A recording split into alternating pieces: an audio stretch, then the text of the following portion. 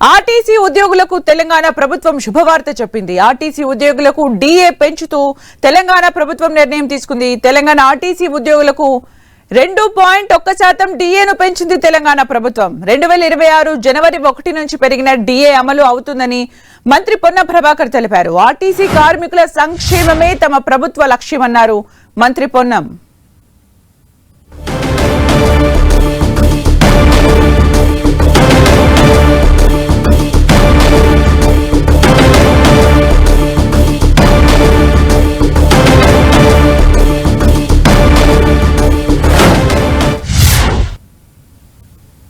రాష్ట్ర రోడ్డు రవాణా సంస్థ కార్మికులకు సంబంధించి ఉన్నటువంటి ఏకైక పెండింగ్ డిఏను కూడా విడుదల చేయడానికి ప్రభుత్వం నిర్ణయం చేసింది.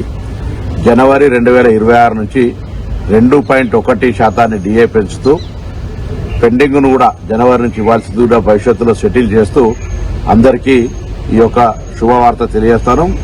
మొదటి నుంచి కూడా సంస్థ 3 ప్రధాన అంశాల మీద పనిచేస్తూ ఉంది. తెలంగాణ ప్రజాపాలన ప్రభుత్వంలో ఒకటి కార్మికుల సంక్షేమము, ప్రయాణికుల సౌకర్యము, సంస్థ పరిరక్షణ, అభివృద్ధి. కాబట్టి ఇందులో భాగంగా సంస్థకు ప్రధాన భాగస్వాములైనటువంటి కార్మికుల సంక్షేమం పట్ల ఎప్పుడు కూడా సంస్థ అన్ని రకాల ఆలోచనతో